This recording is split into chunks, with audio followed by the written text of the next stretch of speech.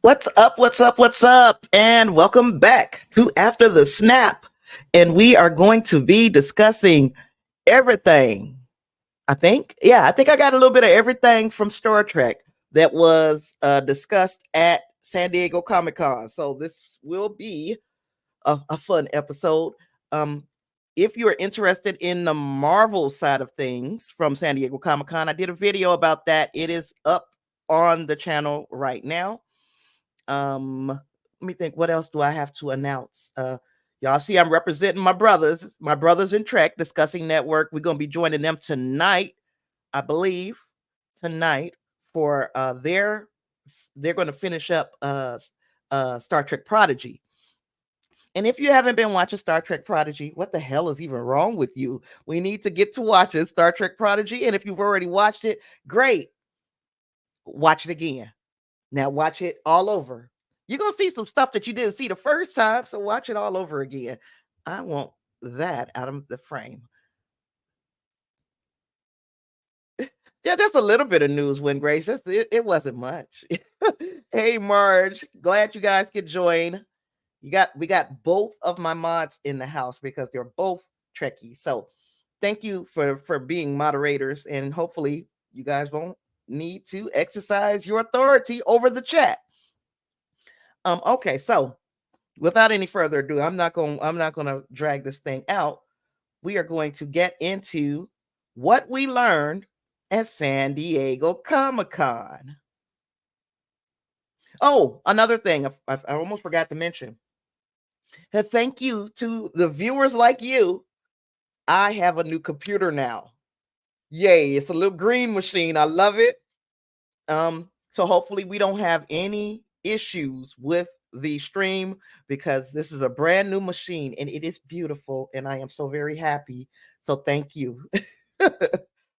Okay, so San Diego Comic-Con. Let's go. Let me see. I got to get my notes up here.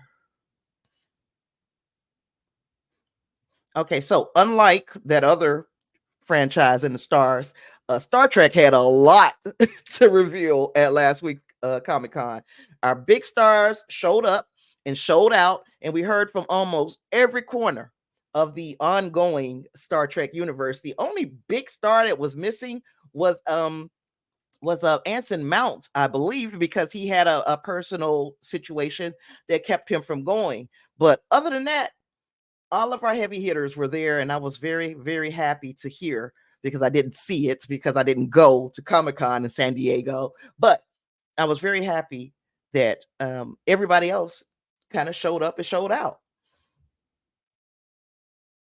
Now, if I don't get to your comments right away, it's because, let me see if I can make it where I can get to them. Okay. I think we got it set now where I can get it. Yes, we got us a new machine, a green machine. Okay. So we got lots to discuss, so let's get into it. Are you gonna move? There you go. Okay, so we got more news about Starfleet Academy. Oh, Will Wheaton was at the RaleighCon. Raleigh. I always mess up that word. RaleighCon. But Gina Yashir was announced to be a member of the Starfleet Academy cast, and she joins other cast members like Carice Brooks, Bella Shepard, George Hawkins, Kareem Diane, Zoe Steiner, Holly Hunter, Paul Giamatti. She is going to be an instructor at Starfleet Academy, so I can't wait to see what she brings to the series and to the um, to the series and to the Academy. What she adds to that cast. Speaking of the cast, some of the people that we kind of sort of suspected were going to be in Star Trek Prodigy were some of the people from Star Trek Discovery. So we have Tilly, Mary Wiseman is coming back as Tilly, Oded Fairs, Admiral Vance, but they're returning as recurring guest stars, which kind of surprised me. I honestly thought this was going to be Tilly's series. Tig Notaro is returning as Reno, and she's a series regular. So this is almost like this is Tig's. This is her. Hey, Bougie Barbie, good to see you. So this is like we're gonna see an awful lot of Gino or Reno. Yeah, Reno. So she's a series regular. No more wondering where the heck she is on the ship, what she's been doing week by week. We will see her as a regular. The biggest surprise to me, the hugest, just huge, massive surprise, is that the Doctor, Robert Picardo, is returning as a series regular. So he's not going to just pop in and pop out like he kind of did in Star Trek Prodigy. Watch Star Trek Prodigy. I know y'all tired of hearing me say that, but he's going to be a series regular. So I'm wondering where they're going now, because now they've got me intrigued. The characters that I kind of halfway assumed we see week by week, they're recurring guest stars, and the people who I had no idea we see again, those are the regulars. Hello, hello, Clarence. Good to see you. I hope you're feeling better, you and the family. Marge is also surprised. She thought Tilly would be the cornerstone of Academy. I really did think that this was going to be Tilly's show, especially because they leaned so heavily. Hey, Lysandra. Because they leaned so heavily into her role as an instructor. You know, that became part of her character arc in Star Trek Discovery, and then we find out she's there, but she's not the focal point. The focal point is looking like, out of the people that's on the screen now, would be the Doctor and Reno, and that makes me happy because it sounds to me like they're going to lean a little bit more into the fun side of things. Tig Notaro is a huge comedic force, and we'll get to see more of that on a regular basis, and I'm glad. Wayne Gray says, I personally think this is the backup version of the Doctor from Living Witness, which could allow him to be a teacher of history and student of what he missed. And that would be probably the best use for the character. Yeah, because the only problem I will have is that the EMH is a hologram, and we really shouldn't see him age. But we've got a clearly older Robert Picardo. Now, there are an awful lot that they can do with de-aging and, other tricks of the camera. But when you have a character who's not supposed to age, like Data, for instance, in the Next Generation, then we start seeing them get old.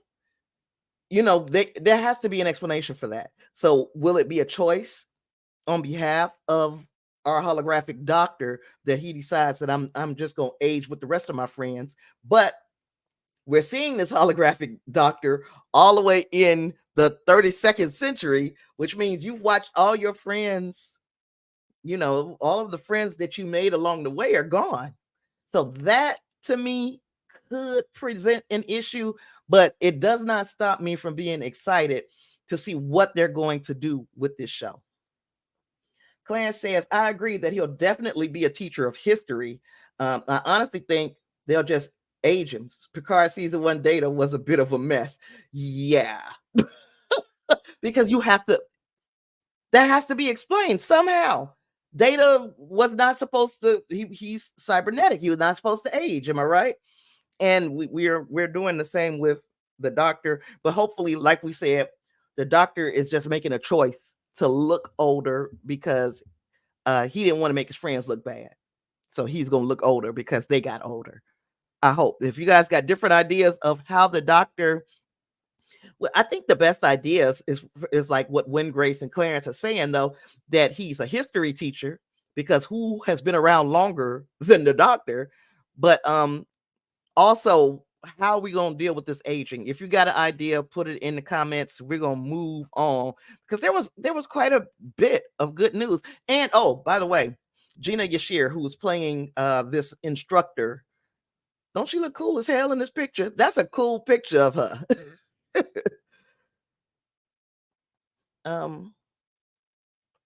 Do Medusans age? I want Zero to pop up.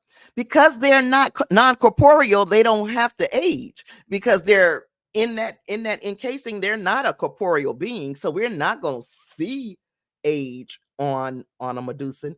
So yeah, I guess Zero could show up.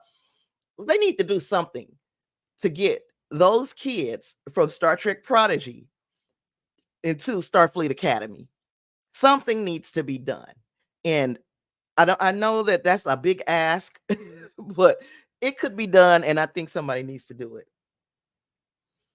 When Grace said, if they knew the doctor was around in Disco season 5, they wouldn't have needed Fred. But you're overthinking again. Yeah. Yeah, we thinking too much. Because yeah, he should have been able to help in that situation, but they hadn't thought about bringing him back yet. So here we are. Our next, I don't know why this is not being responsive. Okay, there we go. The next thing we're going to talk about is Star Trek Strange New Worlds. They shared a clip from this upcoming season, and in the clip, it shows the bridge crew preparing for an away mission by transforming into Vulcans. And when they complete the mission in an impossibly fast time, just impossibly fast for anybody but some Vulcans, they head back up, and then they want to return to their original form, except it doesn't work. The hypo spray doesn't work. It doesn't return them to their original selves, and they're stuck as Vulcans. And as Vulcans, we had Uhura, we have oh gosh, I'm forgetting names. It's been that long. We got Pike, Spock, Uhura, help me, Nurse Chapel, and what is the one that she's related to? What is his name? Because I'm Khan, whatever her first name is, I can't remember. Lord, they are all giving Spock a hard time because he is only part Vulcan. So if I'm being honest, I didn't particularly like this clip. I'm not, and it was this meh. It was like, okay, this is cool, but it wasn't like I'm super excited about this clip. And then a video began making the rounds yesterday, a video from Jessie Gender. She thought that the clip showed these Vulcans being racist. I have not watched her video as of yet.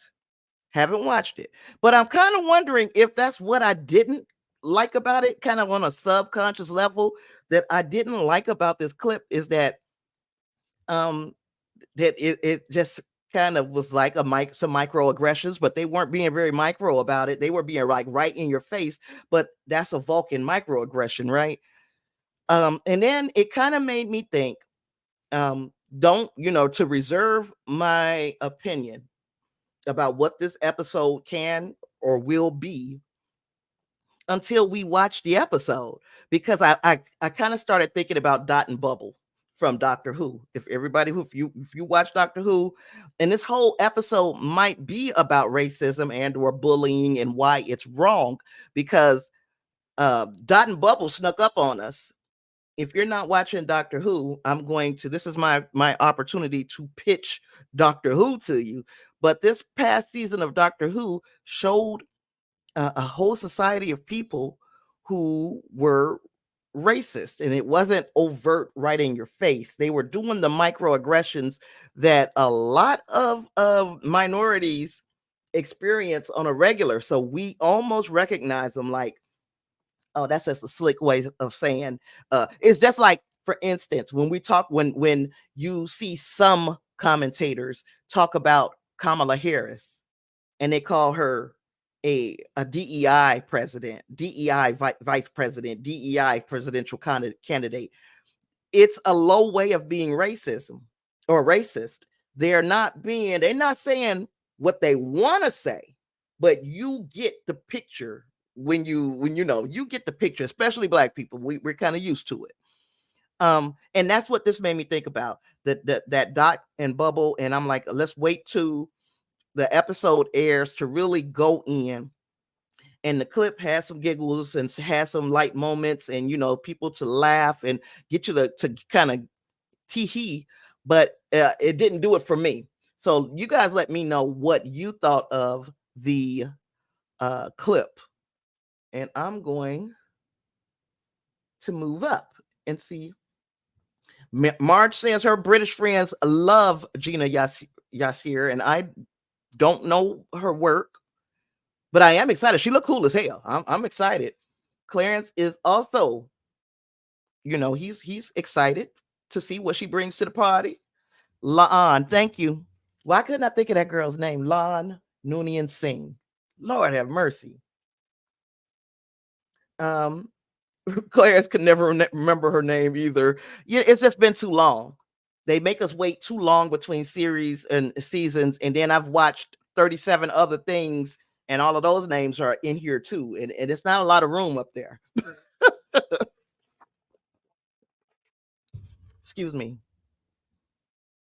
Clarence didn't see racism at all, but then again, let's not mention that Doctor Who episode. There we have it. The racism, and I haven't watched Jessie Gender's video, but I'm going to tell you what I think she sees is that they keep talking about Spock only being part Vulcan. So he's not good enough because he's only part Vulcan, and they had turned into full Vulcans. And again, I think we could be reaching, but I also think that we should give the series an opportunity to air before we start making our hit pieces. Because I'm not going now. If it's not right, I'm gonna make a hit piece. I'm letting y'all know right up front. I'm gonna make a hit piece, but I do think it's a little early for us to jump out the window with how we feel about this episode when we haven't seen the whole episode. Marge says there's objection about how Spock is treated, especially as a mixed race individual. Exactly. Wingrave says her main point boiled down to culture is not the same as biology. So changing their biology into Vulcan shouldn't give them cultural aspects of Vulcans. And we've seen it before. We've seen it before in other Trek when they change their appearance. It doesn't change them internally, who they really are. And you know what?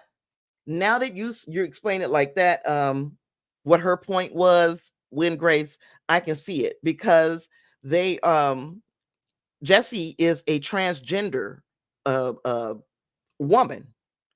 So she's going to see microaggressions basically, and just because biology, doesn't mean the biology change doesn't mean that the culture changed. I get where she's going. I'm still going to watch her video. I just didn't want to come into what I'm when I talk about it. I didn't want to come into it with her thoughts in my head, and her thoughts may make me change my mind. So I'm going to watch her video, but I still don't think that we should be so quick to condemn this episode until we've seen it. Clarence says, because Spock is only half Vulcan, I felt it more in the vein of the remarks Bone used to throw at Spock, which could be considered racism, I guess, but it didn't bother Clarence. And maybe it should. I looked at Bones as racist.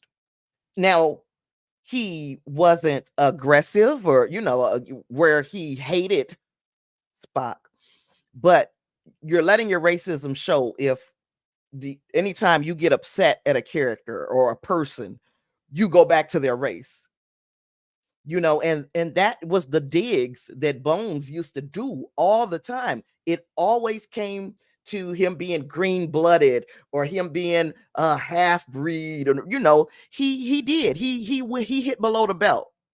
He went below the belt. Marge is agreeing with Clarence. And then Clarence said, I was also more intrigued by the method rather than the result. We've seen the cosmetic transformations as more superficial in the past. And that's true, because this time it wasn't just the doctor giving them some prosthetics, which, if let's put ourselves in the context of Star Trek, because again, this episode will air eventually, and it might have the answers to all of the questions that we are asking.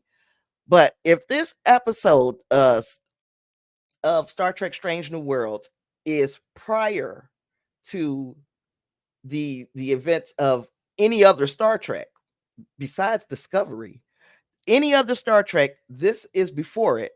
Why did they not use hyposprays to change people throughout the rest of the history of Star Trek?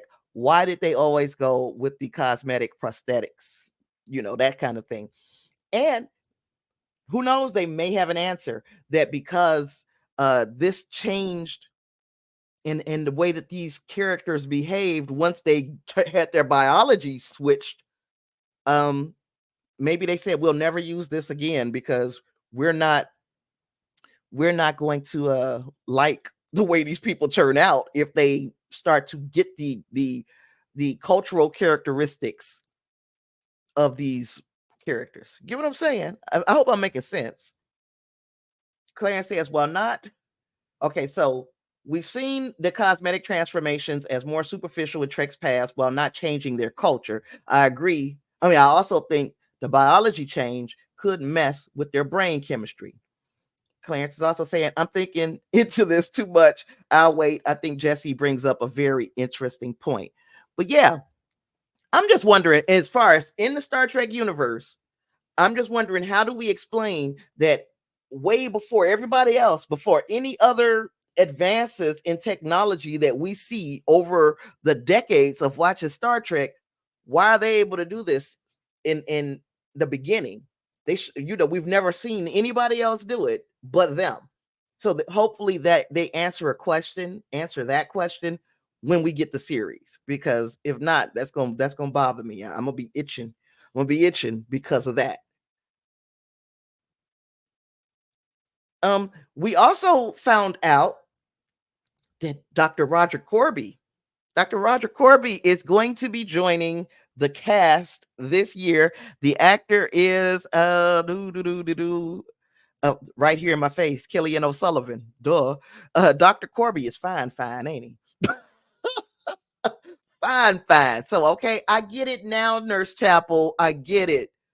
I think I would have failed for Dr. Roger Corby as well. We also know that Scotty is going to be a regular on the show. So we got a Scottish actor, and then Dr. Corby is an Irish actor.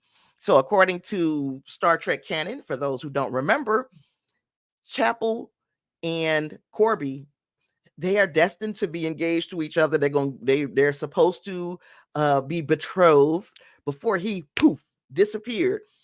And he disappeared prior to the events of TOS because we got an episode that explained exactly what happened to him.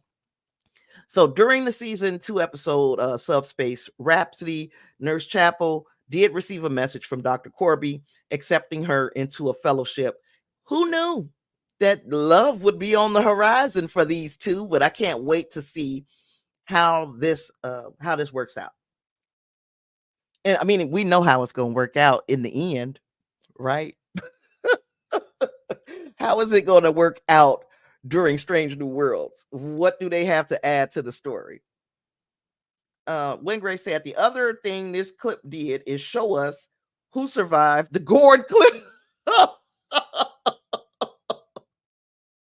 You know what? I forgot about that. They probably should have held off on that, right? Because they are talking about and you know who we haven't seen yet? What's her name? The one that flies the ship. I fly the ship. What's her name? Help me. We haven't seen her in anything, have we? Am I missing something? So does that mean that she's the one that bit it? I really hope not, because that was like one of my favorite characters of Strange New Worlds, and we didn't get enough of Ortega's. I might have to go back and just rewatch all of the episodes because I have lost touch with the characters, the like the kind of B-ish characters. We've seen Pelia, we've seen a lot of people. We haven't seen Ortega's. Oh, you saw her. She was in the clip briefly with Mitchell. That might have been when I wasn't paying attention. Because I don't remember seeing her. Oh, on the bridge. Yes, I do remember seeing her. Thank you for that reminder. So, she made it. So, I can't wait to see what Killian O'Sullivan brings, and I can't wait to see how Scotty melds with the rest of the crew. We are getting ideas of what some of the things that we can look forward to this season. One of those things is a murder mystery. They said they're going to have a little bit Twilight Zone, a little bit of O. Henry. There's that murder mystery type thing, which I'm looking forward to. You guys know I like that type of ish, so hopefully, if done well. To me, they did the musical well. They did the combination of the animation and live action. They did that well. So why wouldn't they do Hollywood murder mystery well? I am looking forward to seeing that. They are also talking about taking Subspace Rhapsody, which was the musical. They are talking about taking that to the stage and doing a stage play of Subspace Rhapsody. I think we're still in early stages of that, but why not? Why the hell not? It went over well with a huge percentage of the audience, and you could mess around and get some people who are just theater nerds on the Star Trek train if they go to see this on as a stage play and end up liking it, because some people are just going to go see a musical because it's a musical. Now, Clarence and I are probably like, just breaking out singing, even though I don't mind it. Probably I don't hate it as much as Clarence do when people just break out singing and dancing. But I hate when my phone does that. But I want to see if the introduction of a musical helps or hurts Star Trek in the long run, because there are some people who are just going to come and hate on it because it's not the Star Trek they grew up with. And just like anything else, I think Star Trek has to evolve if it wants to continue to be here. Okay.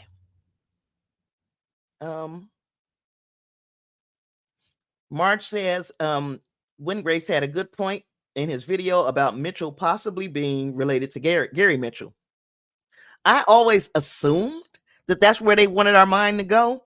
When they put her there, she could be, but then it's common enough of a last name for her to not have to be related to him, but she could be. And Wingray says, yeah, he thought it had to be an intentional choice. And I think they really do want our mind to go to Mitchell when we hear about that Mitchell. And the other Mitchell is Gary Mitchell. Yeah. Then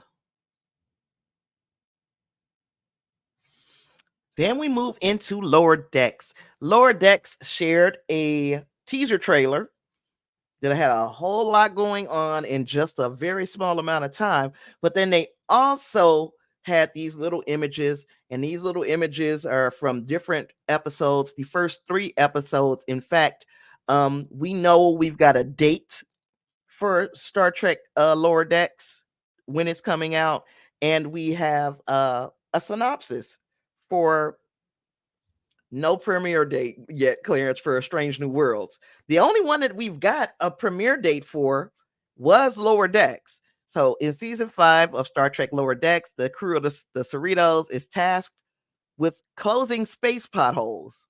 Those are subspace rifts which are causing chaos in the Alpha Quadrant. So pothole duty would be easy for these junior officers, Mariner, Boimler, and Tendi, and Rutherford, if they didn't also have to deal with an Orion war, furious Klingons, diplomatic catastrophes, murder mysteries, again here, and scariest of them all, their own career aspirations. So, Star Trek Lower Decks is this is going to be the final season, and it's going to be more of a celebrating the underdogs. This crew who, gosh, I have to say, when I first met this crew, I didn't like them. I did not like them because they were too goofy and all this over the top. And as the seasons have progressed, we're now on season 5, so we've already seen four seasons of their shenanigans. I realized as we watched them mature just a little. Now they're still goofy and they're still young, so there's time to grow even more into their new positions in Starfleet. So I realize now that they were meant to be a little green in the beginning, and then we see them grow into, and we start to root for them. And if nobody else did, I did. I started to root for them, even though I really did not like them at first. I did not. I'm not going to lie to you. Clarence says, looks like we are finishing off the year with Lower Decks. It looks that way because it was revealed again, this is the final season, and it is going to premiere on Paramount Plus with 2 episodes on Thursday, October 24th. And they are not going, they like us. They're not going to drop everything at once. Praise the Lord, because we're going to get an episode a week after the 2 episodes start, and following the premiere, we'll have the rest of the 10 episode run every Thursday. And the finale is going to be Thursday, December 19th. So we got like a month in December, 2 months, 2 good months of Star Trek Lower Decks. And we're gonna, like Clarence said, we're gonna close out the year probably on Lower Decks. I can't see them bringing Star Trek Strange New Worlds out around Christmas. Does anybody else think that we'll get it this season? I mean, get it this year, this calendar year, Star Trek Strange New Worlds. Marge says it took her a little while to warm up to Lower Decks too. But man, once they got into the swing, right about midway of the 2nd season, that's when I was started to feel like, oh, wait a minute. Wait just a god darn minute. This show is actually good. The first season and a half was just kind of too. It was just it was way out there, and they still pushed the boundaries of Star Trek. But I grew to love them in these last, I'll say, over the last 2 seasons for sure. Um, you said Strange New Worlds, no, unless they give up an episode, uh, the last day of December. Yeah. So we'll see. We shall see when we get an episode, or when we get an announcement for Star Trek Strange New Worlds, but we do know that we're not too far away. Not too far away from a Lower Decks territory. It gives us a little bit more time to rewatch Star Trek Prodigy. Have I said Star Trek Prodigy at least once every 10 minutes? I'm pretty sure I have. But it gives us an opportunity to rewatch Star Trek Prodigy, and to also, have these deep conversations, because Star Trek Prodigy is going to give you a lot to talk about. Clarence, we are on tonight, right? Or I mean, you guys. I'm just vicariously, I'm just there. But if make sure that we know, because I want to be there, and I want everybody else to be there for your live stream tonight.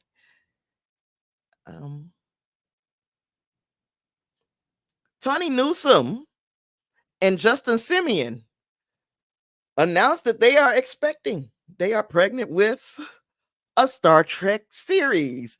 So Star Trek might be they announced it, but I don't trust anything until we start getting some development on it, because our hearts can be broken, especially when we're dealing with Paramount Plus and all of that. Our hearts, but I'm gonna say I'm looking forward to it if we get it. Star Trek may be getting its first live action comedy series. And it is about Federation outsiders serving on a gleaming resort planet find out that their day-to-day exploits are being broadcast to the entire quadrant. So my question to all of our old school Trekkies, do we think this series is going to be set on Risa?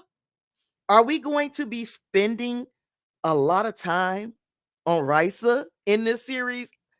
Yeah, he hosted the Star Trek panel, and then he made this big announcement talking about they expecting, and I'm like, you telling her business. She's a married woman. You can't tell people that she's pregnant by you.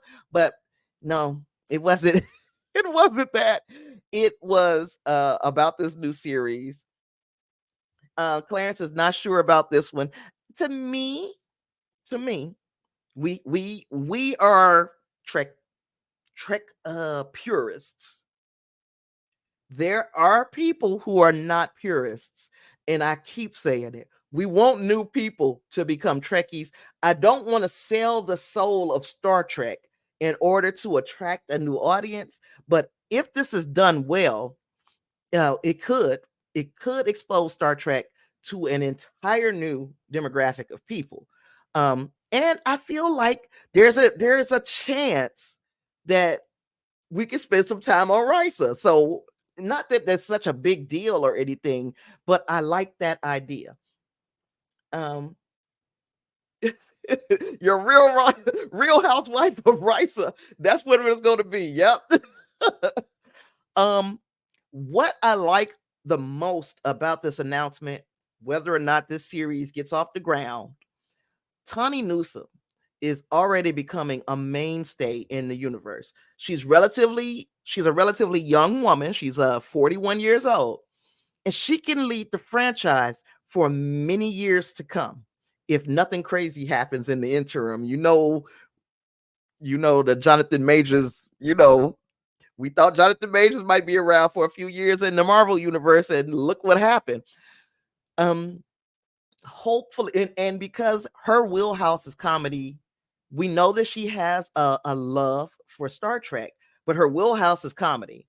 And if it's done well, we can get a new set of eyes on this property, and then they may go back and start digging into the old stuff, and it just continues to breathe life into the Star Trek universe.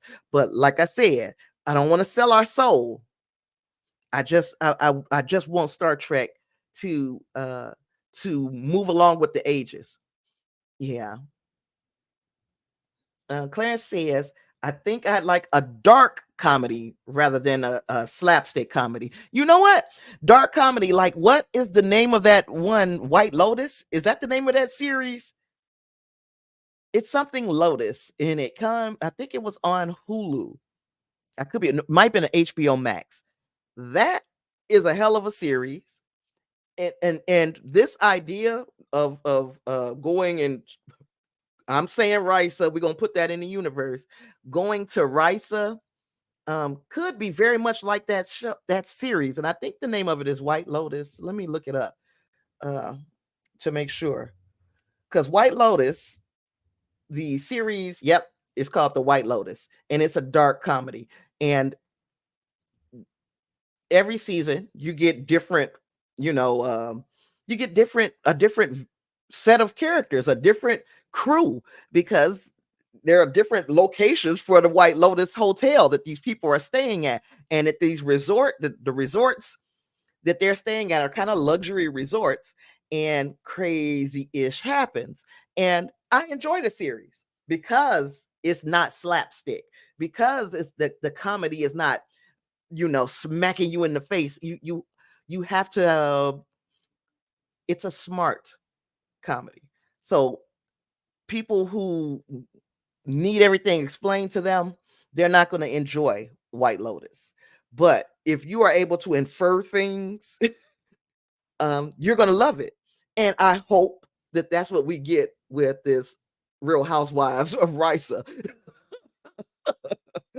And Marge don't want no slapstick either. And I agree with y'all. It doesn't have to be done that way.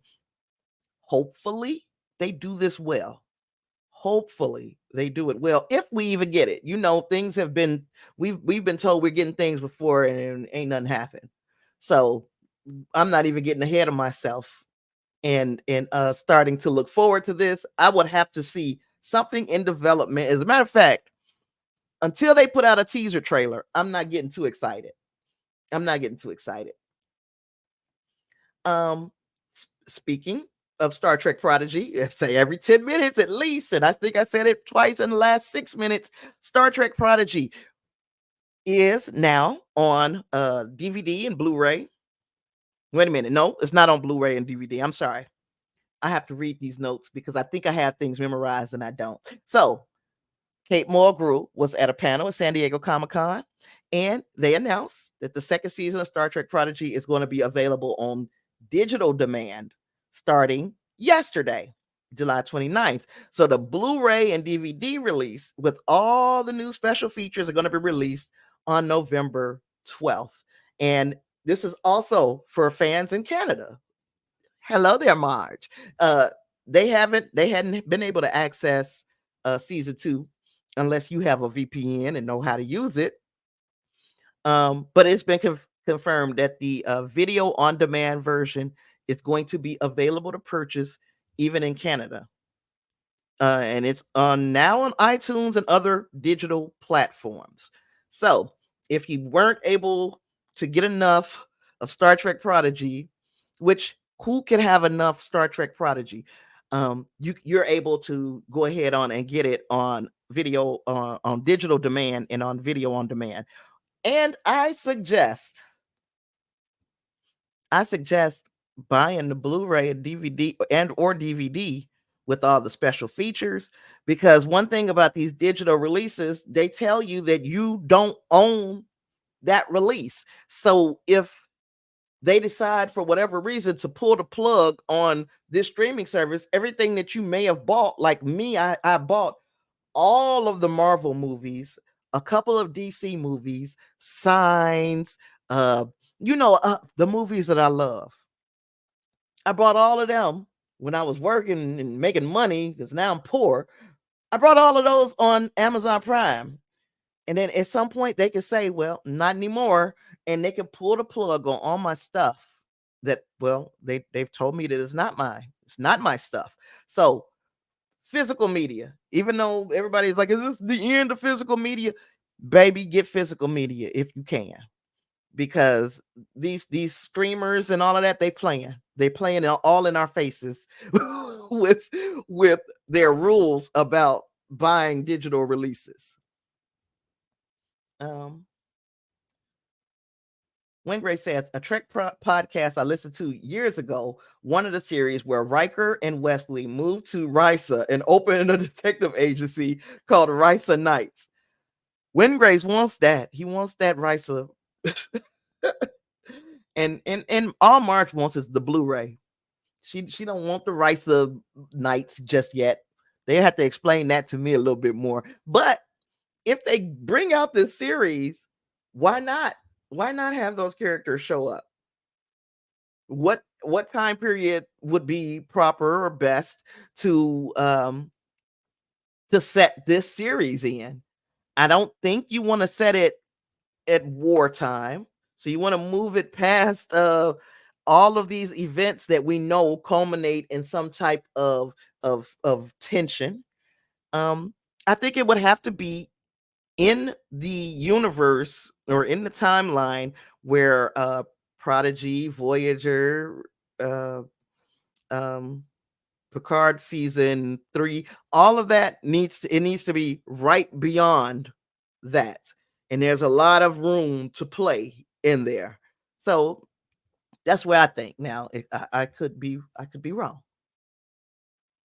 It's nice to have commentaries and behind the scenes stuff on those Blu-rays. Yes. Um, and they did announce it was early 25th century, which I can live. I can live with that. I can live with that. But Kate Mulgrew has some things to say um about Prodigy because she had an opportunity to watch it. Now there is a fine little maybe 10-minute interview with Kate Mulgrew on Trek Culture's YouTube channel. And but she did say she saw Prodigy and she started crying. I'm going to quote her here. So all of this is not me talking. This is Kate Mulgrew talking. So y'all use your imaginations, put on your thinking caps. How wonderful that they were reunited. And how wonderful for me to be able to voice this with Robert Beltran and my great friend, Bob Picardo. You guys are unbelievable. I really think the Hageman brothers are geniuses. They're geniuses. There's no animated television like this. Can you name another product like this? It doesn't exist because you bring to bear every element that intrigues the young mind, every element of surprise, of intelligence, and they absorb it and they grow with it and they grow with you. Lovely. And I'm telling you, this is something that I can feel because I preach the same sermon damn near every single time I get on here. I talk about Star Trek has to live beyond us. It's got to. I feel like my life has been a complete failure if I'm going to do this and talk about these shows and movies, the series that I love weekly. And yep, this is my job. I don't get paid very well, but this is my job now, right? And if I were to leave this earthly plane and Star Trek goes with me, I'm gonna be pissed off because that's the one thing I know that is good and wholesome. And yes, they do show dark times, but it's almost like this is not what you want for you. So do what we got to do to get past it, get beyond it, get beyond these small quibbles that we have amongst one another and learn how to live together uh, in some type of unified world so that, we are greater than the sum of our parts. We all work together. We could get off this rock and do all the things that they want to do, go into different or going to explore space. I ain't gonna say different planets just yet. Going to explore space and doing all that. Kate Mulgrew gets it. She understands. It's very important. Of course, she is she stands to make a little money doing it, but who cares? because a show made for children like Prodigy, um, again, it can lead to uh, the Prodigy going into um, the next generation, going into Voyager, going into Deep Space Nine. Man, maybe not Deep Space Nine, but I mean, for the young ones, they can grow up watching all the shit that we've watched and fell in love with. And I'm not selfish. It doesn't have to stay the same.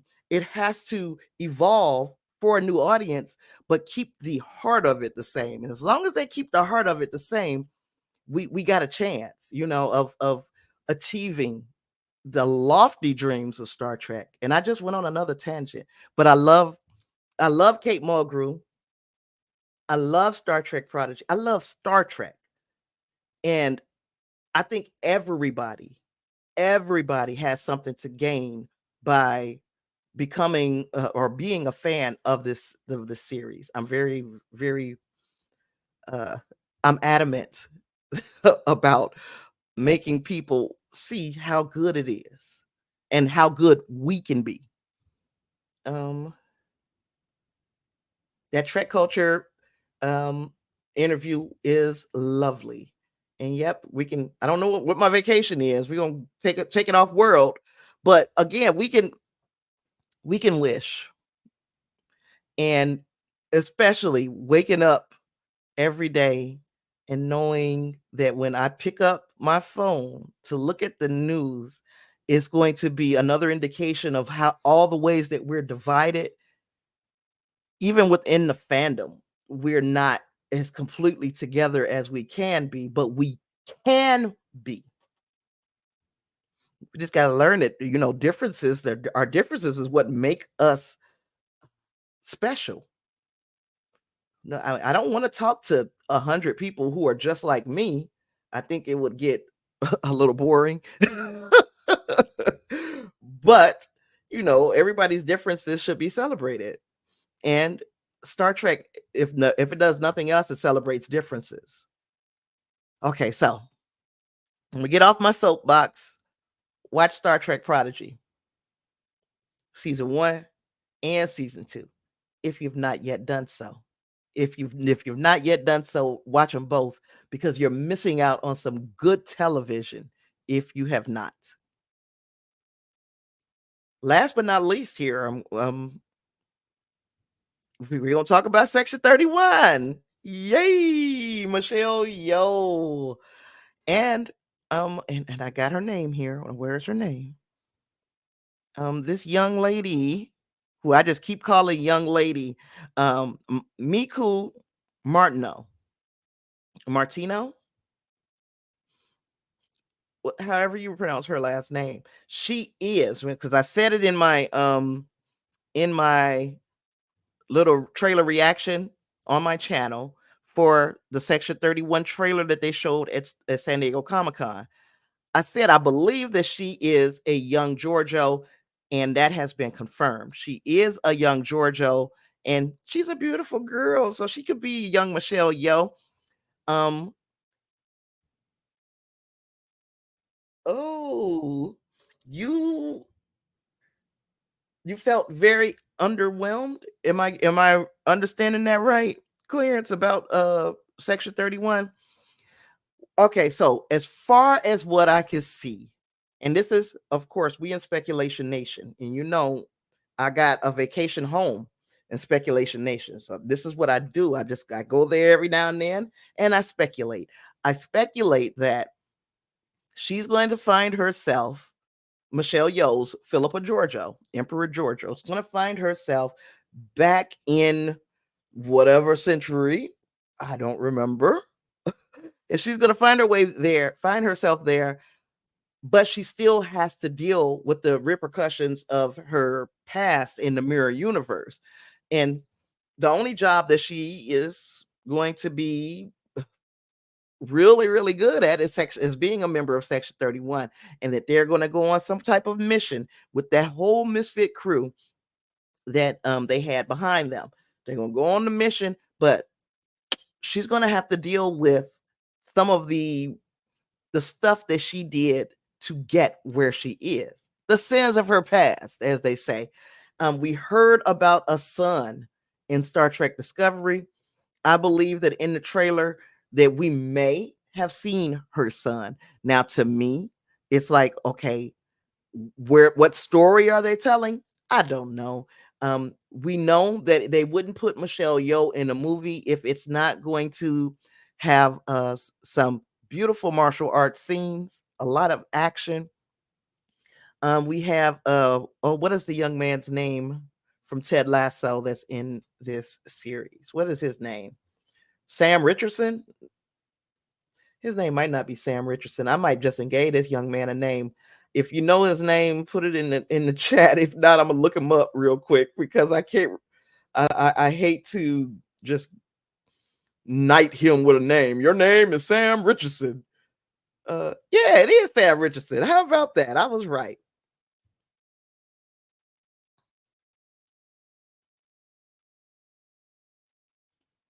If they're showing these flashbacks to her childhood, we could see Mira Hoshi. I would not doubt that we're going to see Mira Hoshi. I believe we're going to see her. I believe we're going to see her because why not? You just throw everything, but go completely all the way out at it. Just throw everything up against the wall. See what sticks.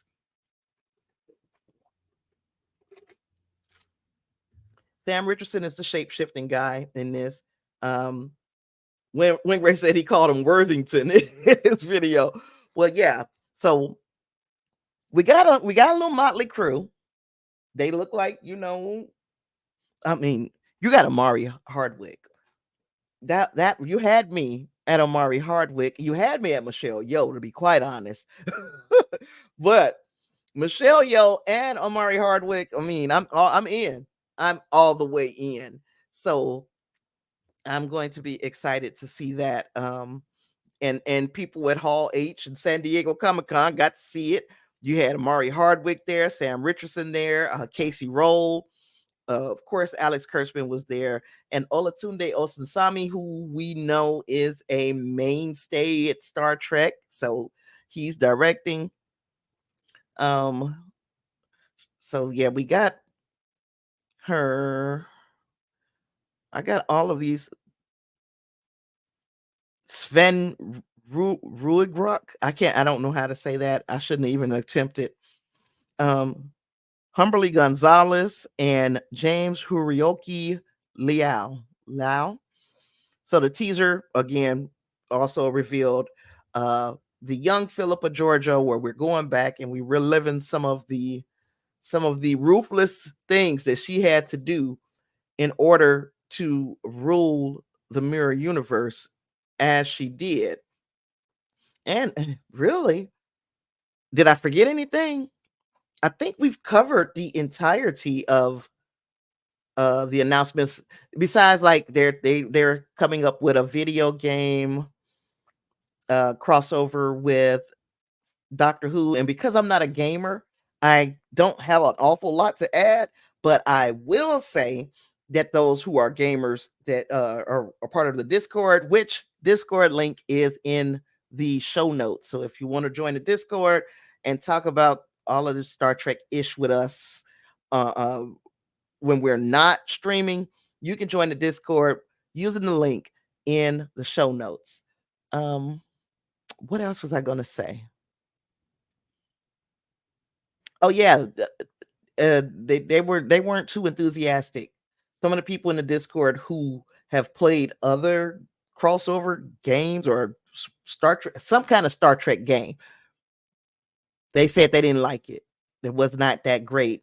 So I was like, I'm not about to put this on display if it's going to be some type of garbage. I want you guys, I only want to talk about the good things. I want to pretend like the bad stuff doesn't exist. So what was the here we got a new article. Well, that was from yesterday. I didn't even read this. So San Diego Comic-Con Section 31 movie features classic alien, kung fu action, and spy-fi take on Star Trek. So I'm going to read part of this because I did not see this article. In addition to the release of the first trailer of Star Trek Section 31, again, this is from trekmovie.com. And how about I share my screen? Shall I? We're going to stop that. We're going to go here, share screen, bam, bam, bam. Now let's see if y'all can see that. Okay, so you guys can see what I see. In addition to the release of the first trailer of Star Trek Section 31, the Trek Universe panel at San Diego Comic-Con revealed new details about the characters and more for the mysterious streaming movie starring Michelle Yeoh reprising her Discovery role as Emperor Georgiou. The Section 31 portion of the Star Trek Universe panel featured cast members Sam Richardson, Omari Hardwick, and Casey Roll, joining executive producer Alex Kurtzman and director Olatunde Osunsanmi, who talked about how we're going to see a different Georgiou in the streaming movie. Let's make this a little bigger. What shocked me about Georgiou on Star Trek Discovery was that the writers killed her in episode 2. That took my breath away. Then I find out she comes back from the mirror universe. Interesting. And watching how Michelle separated those two characters, one of the Prime universe and one in the mirror universe, was just fantastic to watch. And watching what she does in Section 31, which is essentially a third incarnation of the character because of all the nuance and the evolution that she went through to become who she is when we find her, was pretty special. One of the big reveals from the panel was regarding the character being played by Richardson, including the character's name, Kwasi. Spelling may not be exact. The Emmy-winning actor from shows like Veep and Ted Lasso is a huge Star Trek fan who previously voiced a character on Lower Decks. He was excited to be bringing back a classic species for the movie, which Alex Kurtzman noted fits perfectly for Section 31. Richardson says, I play a species, I'm not human, that is a second iteration of it in all Star Trek. I play a chameleoid, which for the first time you saw was Iman playing it in Star Trek 6. So he's a shapeshifter. Very, very useful to be a shapeshifter in the spy world. That's from Alex Kurtzman. Sam Richardson went on to talk about the action, saying, yeah, we had stunts. We had a lot. I've never done stunts like I've done in this movie. Fighting, jumping, sitting down. You get it. You get all of it in this movie. We had an amazing stunt team on this who make us look amazing. Everybody on the cast, all the stunt guys put everything into this. Watching Michelle kick butt. She's a kung fu queen. She's amazing. So watching her and getting to work with her in this has been truly fantastic. I think you really got to enjoy what you see. It has previously been revealed that Casey Roll is playing a younger version of the character Rachel Garrett, captain of the Enterprise C, in the classic TNG episode Yesterday's Enterprise. Roll talked about what stepping into those shoes meant to her. It was such an incredible honor. It's just mind-blowing. I've been describing it like a warm bubble bath entering this world. It's really, really lovely. And obviously, the character of Rachel Garrett is so cool. I'm just incredibly honored and have watched that episode so many times now. And shout out to original Garrett actress Trisha O'Neill. It's just really exciting. My face hurts. So I think she must have been smiling quite a bit, smiling so much her face was hurting.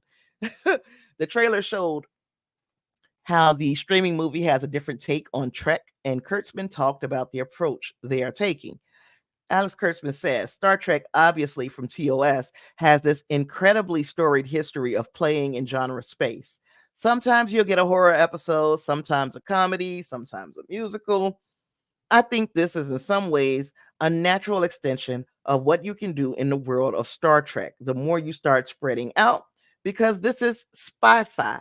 The idea of doing a spy movie in the world of Star Trek is super interesting and feels like a really cool way to keep Star Trek growing. The other thing is because Rachel Garrett is in there, we tie very specifically into canon and Star Trek. I was very excited about that. It does have a different tone. It's very fun. Now that scares me. Fun. We are almost finished editing it, and it is just a ride from beginning to end. It's very, very fun. Here we go again. And hopefully it'll be the first of more we do, not just for Section 31, but if you guys like it, we'll end up doing more of these movies. So we got to pretend like we got to pretend like we like it. Just so we can get more movies. Amari Hardwick, who plays a character named Alok Sahar, is best known to fans of the show Power. He offered his take on the movie. I would say Guardians of the Galaxy on steroids. Oh Lord, there is humor, ass kicking. You have a love story somewhere in there if you guys want that. We have all these people who are no strangers to the Star Trek universe. What Alex and Tunde wanted from us was to make a messy version of the Star Trek world. That's kind of scary too. And so what you have is a beautiful mess. And we are very honored to bring it to you. Now, I'm saying it's scary, but I'm one of those people who was floored by the beautiful mess that was Guardians of the Galaxy and the beautiful mess that was the Suicide Squad. You know, the beautiful mess that is the boys universe. We've been talking a lot about the boys on our Discord, and yeah, all of that is messy, but it's done well. So, could it be okay if this is done well? Yeah. I wish I could play the trailer, but like the video that I did on the my reaction video, it got hit with the copyright, and it's because they decided they're gonna use Beyonce's Formation in the song. So you're getting hit from two directions. But Beyonce said, "Oh no, no, no, no, no, no, no, no, no, no, no. I need my cut." And Star Trek say, "No, no, no, no, no, no, no, no, no, no, no, no, no. We need our cut." So you don't make no money on those videos. So hopefully I get some subscribers. Hopefully I get subscribers because I ain't making no money off that video. Yeah, so I don't have anything. That's all I had. Oh, I didn't look to see what else because news comes out and I miss it. Yesterday, I've been doing this, trying to get my little setup going. New computer, so learning curve on some of the stuff, of where to find things and the such, but also uh back, y'all know I have the ongoing back problems, and I was in pain, and I'm still in pain today. So for Clarence's live stream, I'm gonna be in the bed. If I'm responding, I'm in the bed. So we get a lighter Una and more romance and genres and Scotty for Strange New World. Showrunners say that a canon crossover for Doctor Who and Star Trek is up to the fans, and I think they know that we want a canon crossover, and I don't care where you put it. I want that. I need that in my life. Pluto TV is adding a channel for streaming all 13 Star Trek movies free for the month of August. So, if you have been itching to watch the Star Trek movies and you don't have a wherever they're homed at now, they're all over the place. Pluto is going to have them for the free 99, all 13 of them on a dedicated channel during the month of August. So that's all I got for Star Trek news.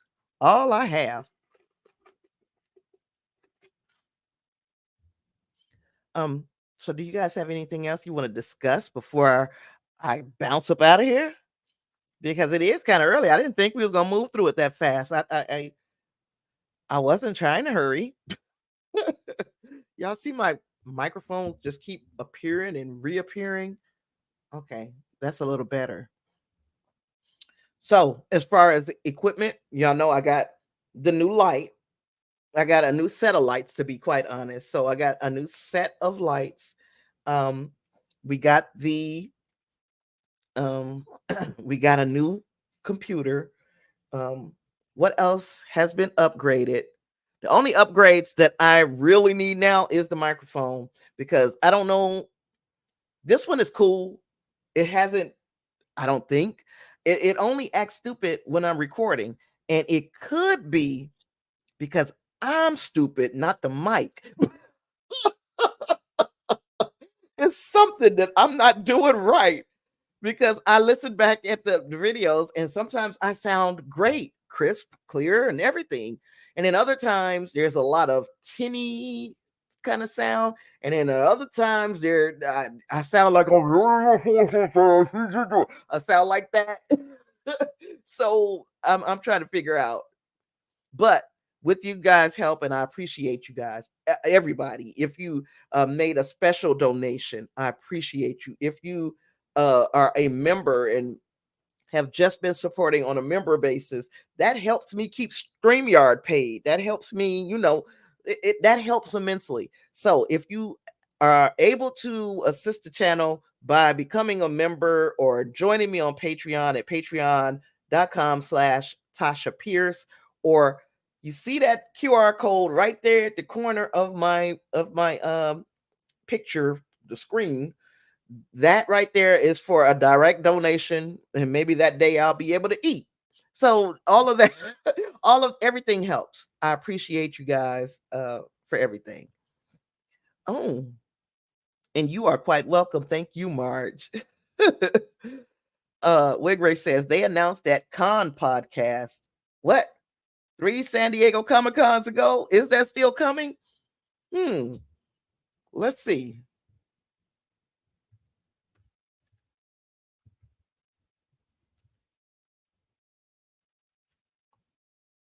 I'm looking something up. Con, SETI Alpha 5 podcast, Star Trek The Pod Directive.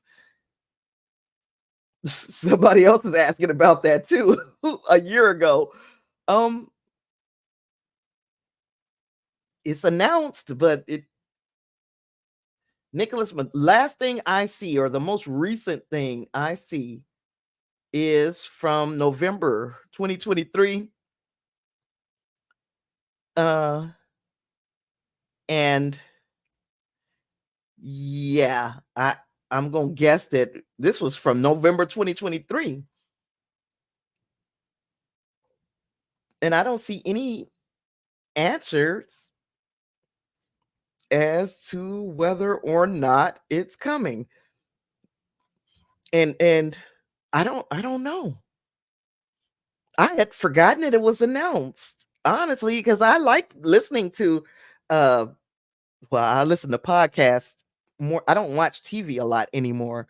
And that's crazy. I listen to podcasts more than I listen to TV, but it's usually like some regular conversation type. But I would listen to a scripted podcast about Con, especially if the story was good and kept me engaged. But I've not heard anything more. The last thing I saw was a